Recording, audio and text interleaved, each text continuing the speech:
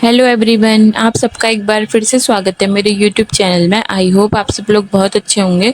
तो जैसा कि आप लोग थंबनेल से समझ चुके होंगे कि आज की इस वीडियो में हम बात करने वाले हैं पहाड़ी भाई पी लो चाय यानी कि रविंद्र बहुगुणा जी के बारे में।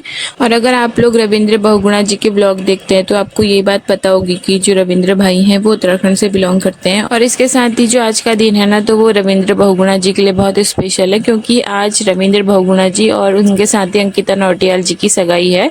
तो भाई दोनों को मैं बहुत बहुत बधाई देना चाहती हूँ, क्योंकि दोनों की सगाई है तो दोनों हमेशा ऐसे ही खुश रहें, दोनों की जोड़ी हमेशा बनी रहे, यही मेरी भगवान जी से दुआ रहेगी उनके लिए। और जब से रविंद्र भाई की सगाई की बात चल रही है तो तब से जो रविंद्र भाई है ना वो काफ़ी पॉपुलर हो गए हैं और उनके वीडियोज़ भी काफ़ी वायरल हो रहे हैं। तो मेरा जो आज का रिएक्शन है ना वो है रविंद्र बहुगुणा जी पर। काफ़ी लोग सोच रहे होंगे कि भाई रविंद्र भाई ने ऐसा क्या कर दिया कि जिसकी वजह से मैं उन पर रिएक्शन दे रही हूँ।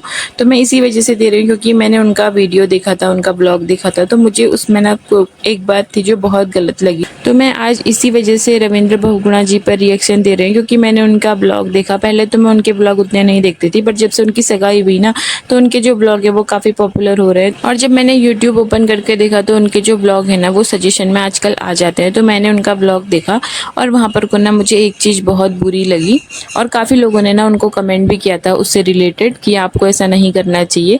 तो आगे मैं आपको बताऊंगी कि आखिर बात क्या है।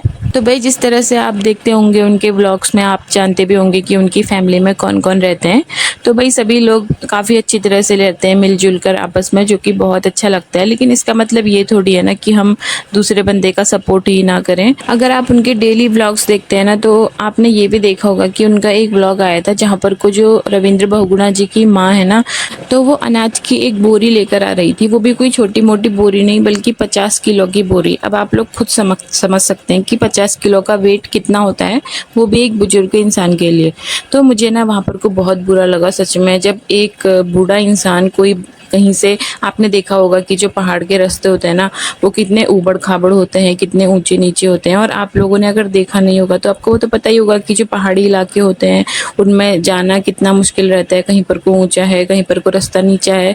तो भाई ऐसे रास्ते से अगर कोई बुजुर्ग इंसान 50 किलो की बोरी अकेले लाएगा तो भाई बातें तो होंगी। चलो या तो कोई जवान इंसान होता तो एक बार के लिए हम ये कह सकते थे कि भाई जवान इंसान है वो ला रहा है तो चलो कोई बात नहीं। लेकिन एक बुजुर्ग इंसान, खासकर जो रविंद्र बहुगुणा जी की माँ है, तो वो अकेले एक 50 किलो का कट्टा लेकर आ रही थी कहीं से अनाज का।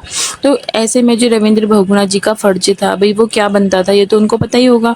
तो अपना फर्ज निभाने की बजाय वो व्लॉग बनाए जा रहे थे। आपने देखा भी होगा, अगर आपने नहीं देखा होगा ना तो आप जाकर देख सकते हैं कि उनके ब्लॉग में कि जो उनकी माँ है वो किस तरह से अकेले 50 किलो की बोरी लेकर आ रही है। तो जिस तरह से लोग रविंद्र भाई की तारीफ करते हैं ना कि भाई जो रविंद्र भाई है वो बहुत संस्कारी हैं, वो बहुत अच्छे हैं, तो उनसे तो ये उम्मीद बिल्कुल भी नहीं थी कि वो ऐसी हरकत करेंगे, वो भी अपनी माँ के साथ, कि भाई उनकी हेल्प करने की बजाय ब्लॉग बनाए जा रहे हैं। और आपने ये भी देखा होगा उनके ब्लॉग में कि जब उनकी माँ बोरी लेकर घर पे पहुंचती है ना 50 किलो की, तो बोलते हैं चलो चलो चलो चलो। मतलब ये कौन सा तरीका होता है अपनी माँ के साथ पेश आने का। तो मैं रविंद्र भाई से यही बोलना चाहती हूँ कि ब्लॉग अगर 30 मिनट का नहीं बनता, बस 20 मिनट का भी बन जाता, भाई क्या बिगड़ जाता।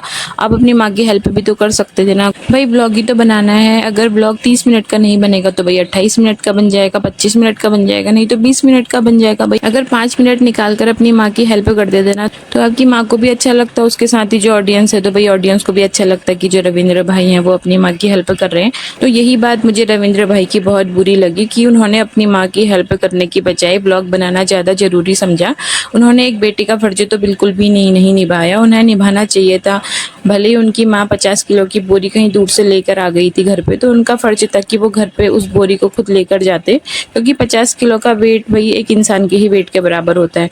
तो ऐसे में तो उनका फर्ज जो था ना वो शायद वो भूल गए। और इसके अलावा मैं एक और बात आपसे शेयर करना चाहती हूँ। तो जब रविंद्र भाई कहीं चले गए थे ना तो जो उनके छोटे भाई हैं उन्होंने जो ब्लॉग था वो कंटिन्यू रखा।